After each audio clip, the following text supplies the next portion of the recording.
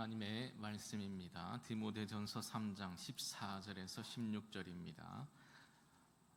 제가 보는 성경으로는 신약 339쪽에 있습니다. 계시의 말씀을 봉독할 때에 살아계신 하나님의 음성을 들으실 수 있기를 바랍니다. 내가 속히 내게 가기를 바라나 이것을 내게 쓰는 것은 만일 내가 지체하면 너로 하여금 하나님의 집에서 어떻게 행하여야 할지를 알게 하려 함이니 이 집은 살아계신 하나님의 교회요 진리의 기둥과 터니라. 크도다 경건의 비밀이여 그렇지 않다 하는 이 없도다. 그는 육신으로 나타난 바 되시고 영으로 의롭다 하심을 받으시고 천사들에게 보이시고 만국에서 전파되시고 세상에서 믿은 바 되시고 영광 가운데에서 올려지셨느니라. 아멘. 여러분, 요즘 사회에 혹시 한 번쯤은 들어보셨을 텐데요, 프레임 논쟁이라는 게 있습니다. 프레임 논쟁이라는 게 뭐냐 하면요, 어떤 한 사건이 일어나고 상황이 벌어졌는데 그 사건과 상황에 일정 프레임을 딱 더 씌운다라는 겁니다. 틀 싸움이죠. 인식 싸움입니다.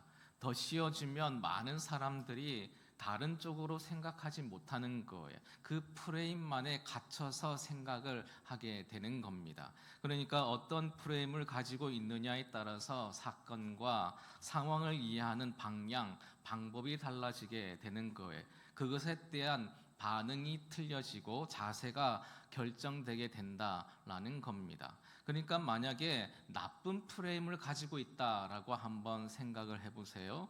그 사람 혹은 그 사건이 그럴 의도가 아님에도 불구하고 그 프레임에 딱 낙인이 찍히게 되니까 많은 사람들이 그 프레임이 만들어준 그 생각을 심고 살아가게 된다라는 겁니다.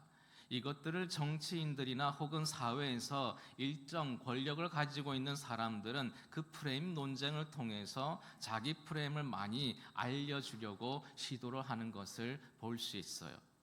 그래서 제가 우리 식구들에게 말씀드리기를, 세상에서 들려지는 정보들이 많이 있을 수 있는데 우리가 하나님께서 허락하시는 관점과 안목으로 바르게 판단하고 분석하는 지혜가 있어져야 된다라는 거예요. 그렇지 않으면 세상이 준 프레임으로 그 사건과 그 모든 것을 해석하면서 반응하면서 살게 되는 거니까 나는 그런 의도로 살려고 하지 않았음에도 불구하고 옳지 않은 쪽을 선택하게 되는 경향성이 있게 된다라는 거죠. 목사님, 왜 오늘 그런 얘기부터 시작하십니까? 여러분, 우리가 가지고 있어야 될 프레임이 있다라는 겁니다. 그 프레임이 뭐냐면 하나님의 말씀이라는 프레임입니다.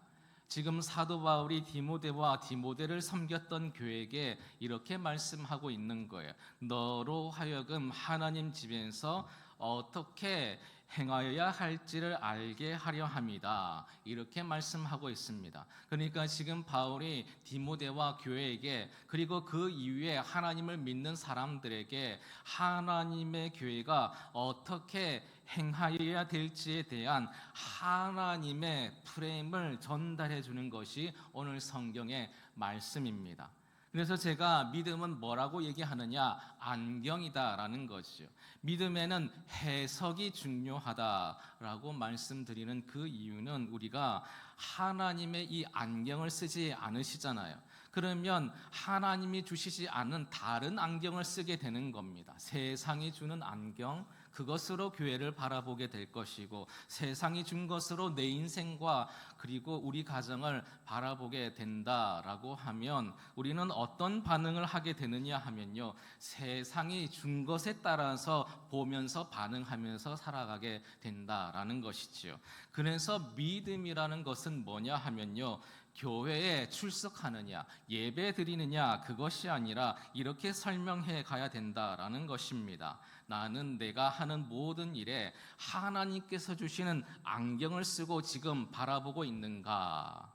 아니면 어떤 신문이라든지 어떤 책이라든지 어떤 프로그램이 준 안경으로 바라보고 있는가? 어찌 보면 이 세상 사람들은 프레임이 없는 사람은 아무도 없을 거예요. 그걸 쉬운 표현으로 하자면 나름의 안경을 다 쓰고 살아간다라는 겁니다. 우리가 예배 생활하고 우리의 믿음 생활하면서 싸우는 영적인 싸움이 뭐냐 하면요, 그 안경이 하나님하고 맞느냐라는 거예요. 그래서 영적인 싸움은 어느 시간에 제일 치열하게 일어날 수 있느냐, 지금 이 시간에 영적인 싸움이 제일 치열할 수가 있습니다. 지금 이 시간에 내가 지금까지 내 인생을 살아온 그 내 상황과 관련된 이 안경이 하나님이 말씀하시는 안경과 다르다고 할 때에 나는 과감히 내 안경을 벗고 하나님이 주시는 안경을 쓸 준비가 됐느냐라는 거예요. 분명히 오늘도 이 자리에 계신 우리 식구들 중에 어떤 분은요, 아무리 하나님께서 새로운 안경에 대해서 얘기를 할지라도 본인의 안경을 쓰고 또 저 문을 박차고 나가게 될 겁니다. 그러면 그 본인의 프레임과 본인의 안경으로 세상을 판단하고 내 상황을 판단하고 반응을 보이며 살아가게 된다라는 거예요. 그러면 내 삶에 아무런 변화가 일어나지 않습니다. 내가 지금까지 어떤 안경을 썼던지, 혹은 만약에 오늘 하나님께서 내게 다른 안경을 말씀하신다라고 하면 내 안경 대신에 하나님의 안경으로, 하나님의 창으로 세상을, 우리 가정을 바라볼 그런 결단과 용기가 오늘 이 말씀을 통해서 있기를 주님의 이름으로 축복합니다.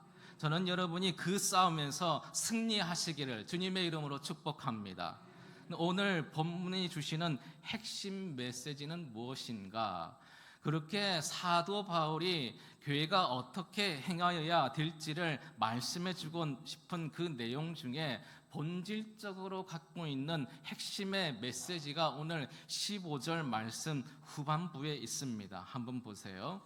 너로 하여금 하나님의 집에서 어떻게 행하여야 할지를 알게 하려 함이니, 그 다음 부분 우리 같이 한번 읽도록 하겠습니다. 시작. 이 집은 살아계신 텅이라. 아멘.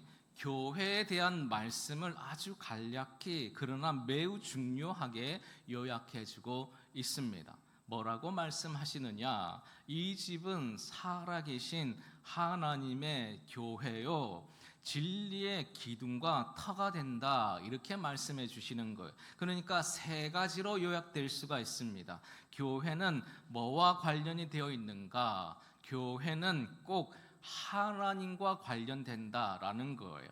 이 집은 누구의 교회라는 겁니까? 하나님의 교회라는 거예요. 절대로 어떤 목사님의 교회가 될 수가 없는 겁니다. 우리 은퇴하신 박종원 목사님이 지나가셨듯이 저도 오랫동안 사역을 하고 난 뒤에 지나가게 될 겁니다. 그래도 영광교회는 하나님의 교회로 존재하고 있어야 된다라는 것이죠. 맞습니까? 아멘이시죠? 그러니 여러분, 우리가 교회에 대한 생각을 할 때에 항상 살아계신 하나님이 교회의 모든 것 되신다라는 생각을 절대로 잊으시면 안 된다. 그래서 여러분은 목회자인 저에게 순종하는 것이 믿음의 표대가 되면 안 되는 거예요. 여러분은 제가 여러분에게 만약에 잘못된 얘기를 했을 때에는 거절해도 되는 거예요. 그러니 만약에 제가 여러분에게 전해드리는 말이 하나님의 말씀이다, 그러면 그 말씀은 여러분 안에 잘 박힌 못처럼 마음에 담아 놓으셔야 되는 거예요. 그래서 믿음 생활은 사람 앞에서 하는 것이 아닙니다. 사도 바울 그렇게 얘기하지 않습니까? 내가 사람을 기쁘게 하랴, 하나님을 기쁘시게 하랴. 만약에 내가 사람을 기쁘게 하는 사람이었다면 나는 하나님의 사람이 아니었다라고 말씀하는 겁니다. 저는 우리 영광교회 식구들은 봉사, 헌금, 예배를 드리시든지 아니면 찬양을 하시든지 여러분의 믿음과 신앙의 중심이 하나님 되시기를 주님의 이름으로 축복합니다. 그러니 여러분, 사람은 지나가더라도 하나님이 내 인생의 주인이 되신다면 그 상황과 형편과 관계없이 우리는 올곧은 믿음을 지켜낼 수 있게 되는 것 아니겠습니까? 그건 거꾸로 저도 마찬가지다라는 겁니다. 저는 누구 믿고 목회를 할까요? 부목사님 믿을까요? 아니면 장로님 믿어야 될까요? 여러분 믿고 목회해야 될까요? 아니에요. 우리 모두가 우리 하나님 의지하면서 하나님 사랑하는 가장 바르고 좋은 태도가 무엇인지를 점검해 봐야 되는 것이지요. 그리고 하나님 앞에서 저의 한계가 있으면 한계를 인정하고 하나님 앞에서 제가 가져야 될 태도와 자세가 있다면 그 태도를 가지면서 여러분 앞에 목회해야지 제가 바른 목회를 할 수 있지 않겠습니까? 여러분, 교회는 하나님으로만 설명되어야 되는 것입니다. 그래서 설명하는 것이죠. 이 집은 살아계신 누구의 집이라고요? 하나님의 교회임을 믿으시길 바랍니다. 우리 식구들은 항상 하나님 중심의 삶을 살아가시기를 주님의 이름으로 축복합니다. 두 번째로 오늘 본문 말씀 살펴보니까요, 이 집은 살아계신 하나님의 교회다 이렇게 설명합니다. 그러니까 교회를 무엇으로 설명하느냐? 집으로 설명하는 거예요. 그러니까 교회는 집인 거예요. 여러분, 사실 성경에 교회를요 집으로 설명하는 구절들이 제법 많이 나옵니다. 오늘 본문에서도 이 집은 이렇게 말씀합니다. 그리고 그 위에도 이렇게 말씀하고 있죠. 내가 너에게 이 글을 쓰는 목적은 뭐냐 하면 하나님의 집에서 어떻게 행하여야 할 것을 알려주려고 하는 것이다. 이렇게 말씀해요. 다른 구절도 한번 찾아서 한번 보도록 하겠습니다. 오늘 말씀을 표시해 두시고 어디로 보느냐? 성경 뒤쪽에 히브리서 3장 6절 말씀 한번 보도록 하겠습니다. 히브리서 3장 6절.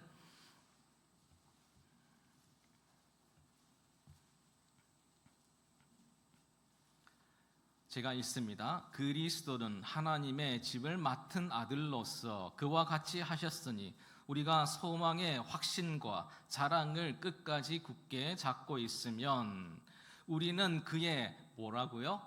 집이라고요. 이렇게 말씀하죠. 그러니까 예수님을 설명하면서도 예수님도 하나님의 집을 맡은 아들로 이렇게 설명하실 뿐만 아니라 우리들도 그 주님과 함께 주님이 허락해 주신 진리를 굳게 잡고 살아가는 그의 집이다 이렇게 말씀합니다. 고린도전서 3장 9절 말씀 봐도 이렇게 되어 있습니다. 우리는 하나님의 집이다. 약간 은유적인 표현으로 되어 있지만 조금 더 앞으로 한번 보도록 하겠습니다. 에베소서 2장 21절 22절입니다. 신약 312조 어간에 있어요. 에베소서 2장 21절 22절 우리 같이 한번 읽도록 하겠습니다. 시작. 그의 안에서 건물마다 서로 연결하여 주 안에서 성전이 되어가고 너희도 성령 안에서 하나님이 거하실 처소가 되기 위하여 그리스도 예수 안에서 함께 지어져 가느니라. 아멘.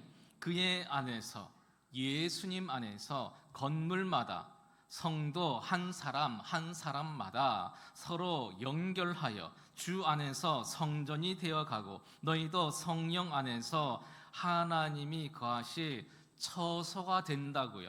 그러니까 하나님이 거하실 처소다라는 말은 한 글자로 바꾸면 거하실 집이 되어 간다라는 것이지요. 그러니까 하나님께서는 교회를 집이라는 단어로 설명하기를 좋아하시는 거예요. 그런데 여기 집이라는 단어, 건물로서의 집을 얘기하는 것이 아니에요. 영어 단어로 보시면 집이라는 단어가 두 가지로 되어 있습니다. 하나는 house를 쓰고요. 또 하나는 home을 쓰게 됩니다. 집에 간다 그럴 때에 go to house 이렇게 쓰는 것이 아니죠. 안 된다는 거 우리 다 배웠습니다. home을 쓰셔야 되는 거예요. 그 home이라는 개념인 겁니다. 우리가 집에 간다 그랬을 때에 우리가 101동 1103호 우리 집, 이건 우리 집이 아니에요. 다른 집입니다. 전국적으로 나가니까 제가 안 했습니다. 101동 1103호 간다 이렇게 생각하지 않는다라는 겁니다. 집에 간다라고 할 때에 어떤 게 더 많이 담겨져 있느냐 하면 그 건물 안에서 살고 있는 우리 식구에게 간다라는 개념이 있다라는 겁니다. 교회도 마찬가지라는 거예요. 교회도 하나님의 집입니다. 그러니까 교회는 집의 성격이 많이 있다라는 거예요. 그래서 부모가 자녀를 위해서 희생하고, 형이 동생을 위해서 희생하고 수고하고, 아우가 엄마를 도와드리고 형을 도와주고, 이런 마음이 있는 곳이 마치 교회여야 된다라는 것이지요. 누군가에게 내 실력을 평가받고 판단하는 것이 아니라, 누군가를 지적하고 다투고 갈등하는 곳이 아니라, 이곳은 그냥 서로가 서로를 받아줄 수 있는 곳, 다른 어떤 곳에서도 얻을 수 없는 안식과 쉼을 얻을 수 있는 곳이 되어야 된다라는 거예요. 저는 가끔 그런 간증을 들은 기억이 있습니다. 예수님을 오래 떠나 있었던 그 분들이 마음이 힘들고 어려워서 어떤 기회에 교회를 찾아온 거예요. 그런데 예배당에 오자마자 거기에서 예배 드리면서 눈물을 막 흘리는 거예요. 그런 얘기들을 제가 전해 듣는 것을 많이 기억하게 되는 거예요. 왜 그럴까요? 마치 집에 나갔던 그 사람이 집으로 돌아온 것 같은 그런 느낌을 교회에서 얻게 되었다라는 겁니다. 예배 시간에 찬양을 통해서 기도했어요. 그런데 그런 감격과 그런 충격이 시간이 지나고 나면 어떻게 되느냐? 마치 교회가 잘잘못을 따지고 지적하고 그것 때문에 서로 다투고 싸우는 공간으로 변해가는 그런 모습을 경험하게 되는 것은 옳지 않다라는 것이지요. 만약에 혹시 이 말을 들으면서도 여러분의 가정이 지금 설명하는 그런 집이 아니라 지적하는 모습이 많은 가정이라면 다시 한번 꼭 생각해 보시기를 바랍니다. 그러면 그 자녀는 여러분의 가정에 들어가고 싶은 마음이 없을지도 모르는 거예요. 남편은 여러분의 가정에 들어가는데 용기가 필요할지도 모릅니다. 여러분, 집을 가는데 용기가 필요하다는 건 말도 안 되는 것 아니겠습니까? 다른 어떤 것보다 가고 싶은 곳이 교회여야 된다라는 거죠. 왜입니까? 다른 곳보다 가고 싶은 곳이 가정이기 때문입니다. 저는 우리 사랑하는 영광교회가 그런 교회 되시기를 주님의 이름으로 축복합니다. 늘 같은 물음이 우리에게 생기는 것. 목사님, 그러면 언제 우리 일합니까? 우리는 위대한 하나님의 일 언제 하게 됩니까? 여러분, 이 세상을 바라보면요, 어느 위대한 가정이 세상을 섬기는 일은 없습니다. 그 가정 안에서 자란 한 개개인이 세상 속으로 나와서 세상 안에서 위대한 일을 하게 되는 것이지요. 교회는 바로 그런 곳이 되어야 하는 것입니다. 교회는 뭔가 체계적이지 않지만, 교회는 뭔가 자꾸 덮어주는 것 같아야죠. 그런 개개인들이 교회 안에서 쉼을 얻고 힘을 얻고 세상으로 나아가서 여러분의 가정과 직장과 세상 속에서 하나님의 백성으로 보배를 담은 질그릇들이 빛을 내보일 수 있도록 우리 자신을 깨뜨릴 수 있어야 되지 않겠습니까? 왜입니까? 그 깨뜨린 아픔과 그 힘든 서름들을 또다시 예배당이라고 하는 하나님의 집에 와서 아버지 하나님 앞에서 마음껏 울고 마음껏 기도하고 마음껏 찬양하고 말씀 듣고 다시 회복해서 힘내어서 그곳에 가서 깨어져서 그리스도를 드러내는 그 사람으로 살아야 되지 않겠습니까? 왜 기도할 때 우리가 울어야 될까요? 울 수밖에 없는 거지요. 참으면서 지금까지 살아왔거든요. 왜 기도할 때 눈물이 날 수밖에 없습니까? 울 수밖에 없는 거예요. 힘든 직장에서 예수의 사람으로 존재하려고 발버둥 쳤기 때문입니다. 왜 예배할 때 울 수밖에 없는가? 속썩이는 자녀를 끝까지 버릴 수 없는 그 어머니의 마음으로 지금도 그 녀석들 붙들고 살아가고 있기 때문입니다. 교회는 누구를 판단하고, 교회는 누구를 공격하고 옳고 그름을 따지려고 존재하는 것이 아니라 하나님의 집이라는 사실을 꼭 기억할 수 있기를 주님의 이름으로 축복합니다. 그러니 여러분은 옆에 있는 그 여러분, 또 다른 우리 식구들에게 애쓰고 왔다, 등 먼저 두들겨 주시고 혹시라도 부족한 것 있으면 함께 도와주려고 하는 그 마음들이 있는 곳, 그것이 교회가 되어야 된다라는 겁니다.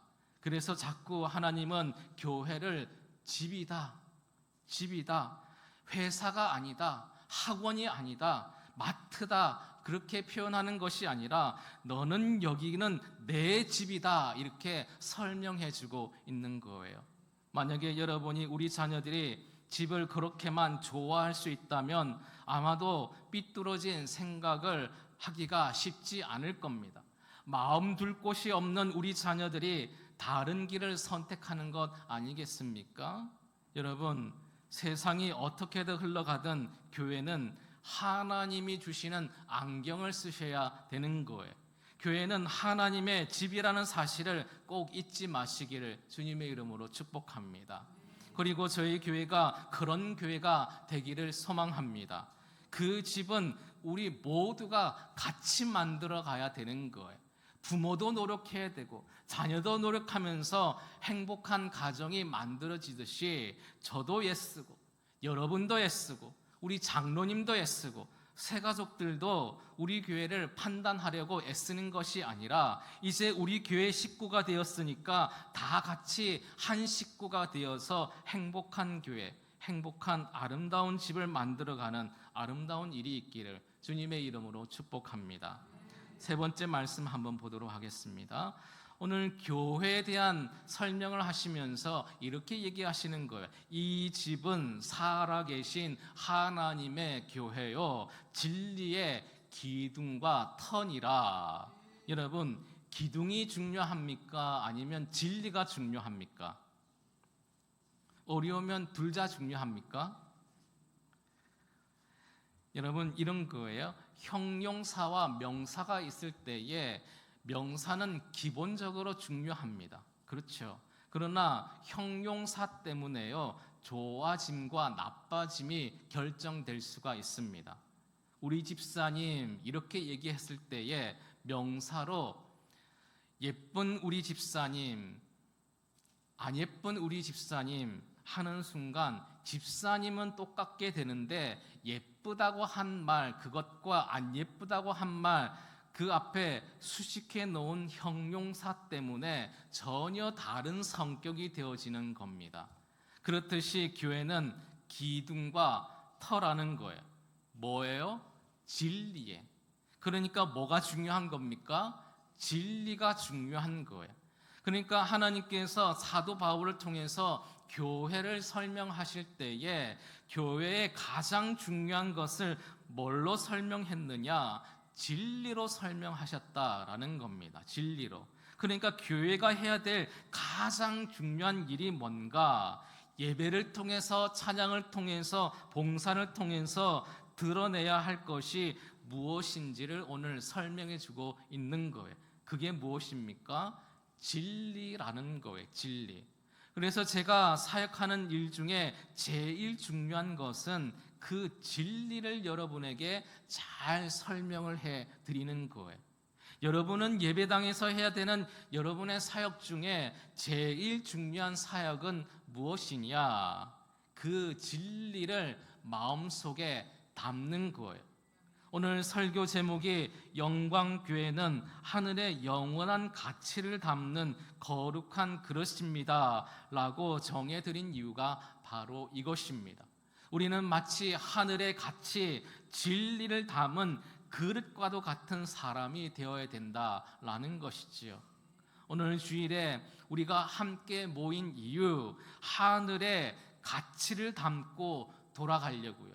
그래서 하늘의 가치를 담은 남편으로, 하늘의 가치를 담은 아내로, 하늘의 가치를 담은 성도로 우리가 있는 곳에 가려고 한다라는 겁니다.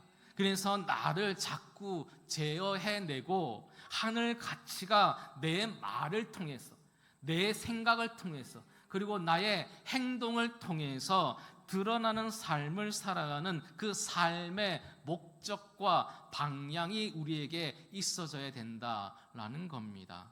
제가 설명해 드립니다. 예수 믿는 것은요, 너무나도 아름다운 것입니다. 너무 선명한 거예요. 구체적입니다. 깨끗한 것이 예수님 믿는 것입니다. 여러분, 예수 믿는 것 전혀 혼란스럽지 않은 거예요. 예수 믿는다는 걸 뭐라고 설명할 수 있을까? 예수님 믿는다라는 것은 내 안에 하늘 가치를 담은 그 사람으로 내가 이제 삶을 살아가는 거예요. 예수님 믿고 5년이 지났습니다. 10년, 20년, 30년, 40년 믿었는데 그럼에도 불구하고 내 말이 안 변했어요. 내 눈빛과 표정이 안 변했어요. 내 생각이 안 변했어요. 내 행동이 안 변했다라고 하면 그것은 내가 예수 믿는 방향과 목적성을 바르게 잡고 있지 않기 때문일 수 있다라는 거예요.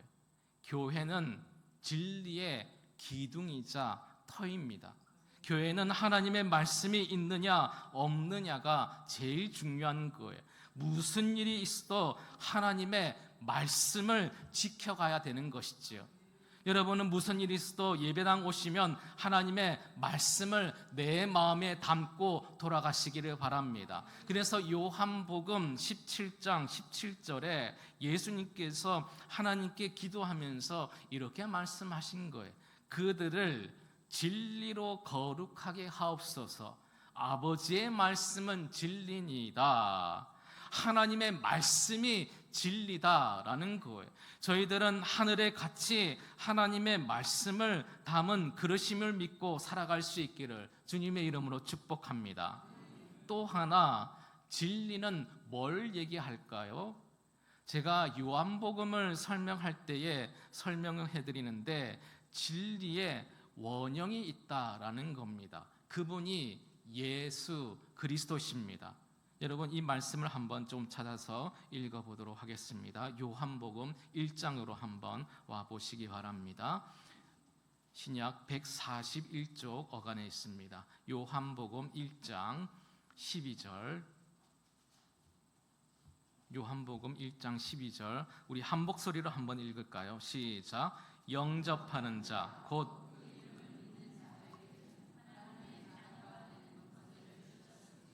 아멘. 이렇게 말하죠. 그 이름이 누구입니까? 예수 그리스도입니다. 그래서 말씀합니다. 13절, 이는 혈통으로나 육정으로나 사람 뜻으로 나지 아니하고 오직 하나님께로부터 난 자들이니라.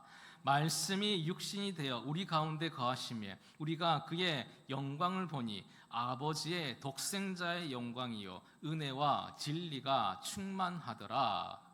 은혜와 무엇이 충만하다고요? 진리가 충만하다. 누구에게?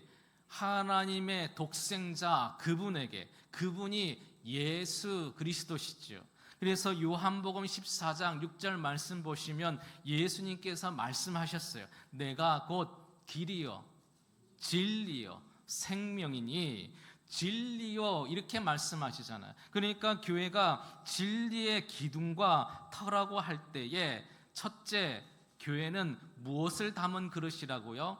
하나님의 말씀을 담은 그릇이며, 둘째로 조금 더 적극적으로 교회는 무엇을 담은 그릇입니까? 예수님을 담은 그릇인 줄 믿습니다. 우리가 예수 믿고 살아간다라는 것은 어느 장소를 가는 게 말한 게 아니에요.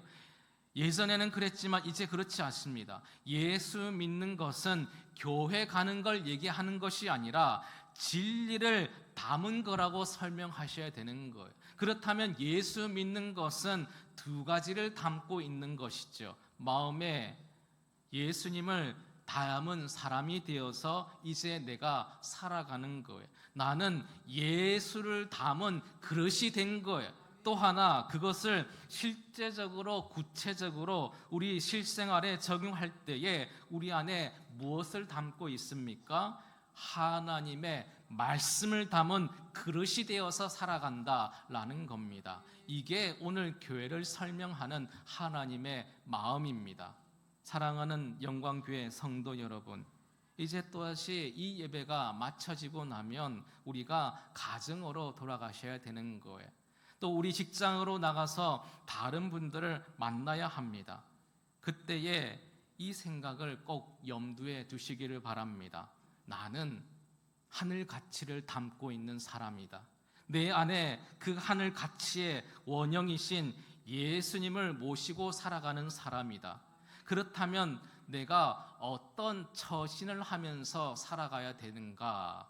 어떤 태도와 어떤 표정을 보이면서 살아가야 될까? 그것을 꼭 묵상하시면서 그리고 어떻게 행하여야 될지가 궁금해질 때마다 우리 안에 있는 그 하나님의 말씀을 붙드시기 바랍니다.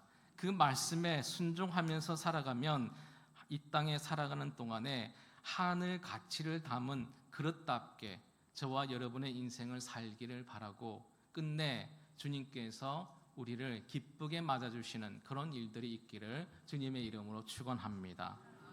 사랑의 하나님 아버지, 오늘 선포된 말씀을 통해서 우리 교회가 하늘의 영원한 가치를 담은 거룩한 그릇임을 깨닫게 하시니 참으로 감사드립니다. 우리가 세상의 안경을 과감히 벗어버리길 원합니다. 오직 하나님의 말씀이라는 참된 안경을 쓰게 하여 주시옵소서. 가정과 직장 속에서 진리의 원형이신 예수 그리스도를 온전히 모시고 그 뜻에 순종하며 살아가는 지혜로운 주의 백성이 다 될 수 있도록 인도하여 주시옵소서. 예수님의 이름으로 기도드립니다. 아멘.